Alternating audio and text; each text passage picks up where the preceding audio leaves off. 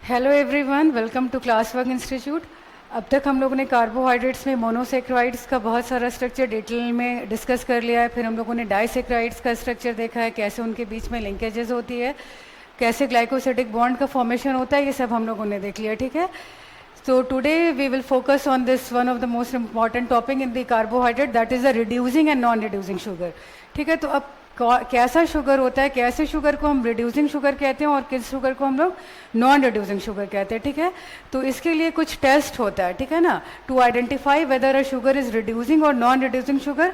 उसके लिए कुछ ये लैब में टेस्ट होता है जिससे हम लोग आइडेंटिफाई कर सकते हैं कौन सा शुगर रिड्यूसिंग है और कौन सा शुगर रिड्यूसिंग नहीं है। ठीक है ना, तो ये सारे शुगर का आखिर उसमें क्या ऐसा फीचर होता है जिसकी वजह से वो शुगर रिड्यूसिंग होते हैं और किस वजह से कैसा स्ट्रक्चर होता है जिसकी वजह से वो रिड्यूसिंग नहीं होते हैं। ये मैकेनिज्म भी हम लोग बहुत डिटेल में डिस्कस करेंगे, but first we will discuss about the test कि ये जो रिएजेंट्स होते हैं ये कैसे टेस्ट करते हैं कि कोई भी शुगर रिड्यूसिंग शुगर है तो उसमें कौन सा चेंजेस होता है, जो फिजिकल चेंजेस होता है, जो अपीयर होता है। ठीक है, तो फर्स्ट टेस्ट डिस्कस करते हैं, this is the Benedict test.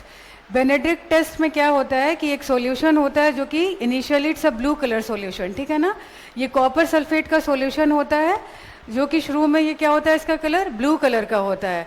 जब इसमें हम लोग कोई सा भी रिड्यूसिंग शुगर ऐड करते हैं तो रिड्यूसिंग शुगर क्या होता है कि इस एजेंट को रिड्यूस कर देता है और अब ये कॉपर जो है वो कॉपर, अब यहाँ पे देखिए इसका ऑक्सीडेशन हो रहा है ना, यहाँ पे टू प्लस स्टेट से ये +1 पे चला गया। ठीक है ना, इसका ऑक्सीडेशन स्टेट 2+ से +1 पे चला गया, तो इसका क्या हो रहा है, यहाँ पे रिडक्शन हो रहा है।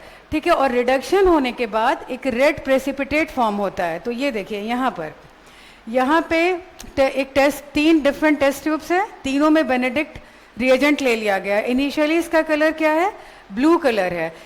अब इसमें 2 डिफरेंट शुगर ऐड किया गया, एक टेस्ट ट्यूब में जो है वो ग्लूकोज डाला गया इन द सॉल्यूशन और दूसरे में सुक्रोज डाला गया। ठीक है, तो ग्लूकोज में देखा गया कि कलर चेंज हो गया और इसने ब्रिक रेड प्रेसिपिटेट बनाया, और सुक्रोज में Benedict solution as it is it's blue in colour. तो इससे ये पता चला कि ग्लूकोज जो है it's a reducing sugar, but sucrose जो होता है वो it's a non reducing sugar. ठीक है ना, तो ये कुछ फिजिकल चेंजेस है जिससे we can decide whether a sugar is reducing और नॉट।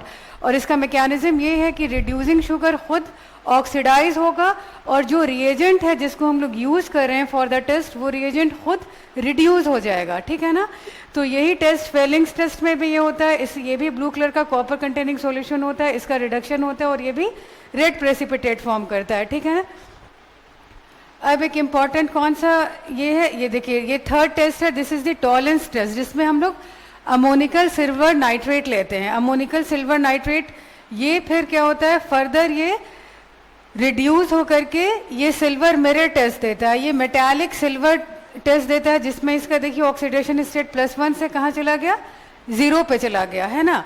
तो ये सारा चेंजेस अभी हम रिएजेंट में बता रहे हैं, शुगर में क्या चेंज होगा वो डिस्कशन हम लोग बाद में करेंगे। ठीक है ना, और चेंज होने का रीज़न क्या है, क्यों चेंज होता है। ओके, तो ये देखिए यहाँ पर फर्स्ट टेस्ट ट्यूब में हम लोगों ने रिएजेंट लिया, टोलेंस रिएजेंट।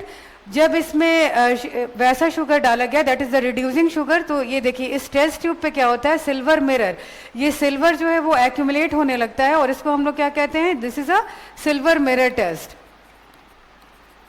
ठीक है, this is to identify whether a sugar is reducing और नॉट। ठीक है, अब इसका प्रिंसिपल क्या है, आखिर कोई सा भी शुगर रिड्यूसिंग क्यों होता है, उसका प्रिंसिपल ये है कि कोई भी शुगर अगर रिड्यूसिंग है तो it should have free aldehyde और कीटोन ग्रुप। ठीक है, वो रिड्यूस करने के लिए अगर इसके पास फ्री एल्डिहाइड ग्रुप है या फ्री कीटोन ग्रुप है तो ये ऑक्सीडाइज हो जाएगा और ये रिएजेंट को क्या करेगा, रिड्यूस कर देगा। ठीक है, तो ये इसका principle, it should have free aldehyde group. अब इसका पूरा मैकेनिज्म हम डिटेल में देखेंगे।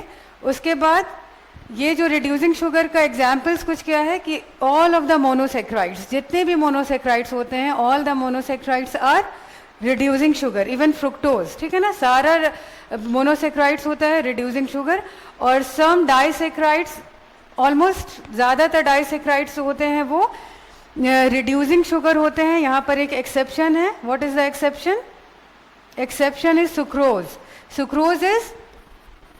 सुक्रोज क्या है? It's a non reducing sugar. Sucrose जो है वो रिड्यूस नहीं हो सकता है, उसकी क्या मैकेनिज्म है वो भी हम लोग डिस्कस करेंगे. ठीक है, तो रिड्यूसिंग शुगर की एबिलिटी ये होती है कि वो खुद itself it could be oxidise, और जो एजेंट है जो जिससे हम लोग इसका टेस्ट कर रहे हैं वो उसको क्या कर सकता है?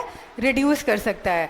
तो ये बिल्कुल ओवरऑल मतलब जो बिल्कुल इनिशियल बेसिक कॉन्सेप्ट आपको पता होना चाहिए कि वो कॉन्सेप्ट होता क्या है. It's a redox reaction. ये रिडॉक्स रिएक्शन से इसमें ऑक्सीडेशन और रिडक्शन होता है, शिफ्ट्स ऑफ इलेक्ट्रॉन होता है, जिसमें जो रिड्यूसिंग शुगर है वो ये रिएजेंट्स को रिड्यूस करने की कैपेबिलिटी रखता है और वो शुगर खुद ऑक्सीडाइज हो जाता है. ठीक है, तो इसके आगे के मैकेनिज्म को हम लोग फर्दर डिस्कस करेंगे. Okay then, thank you.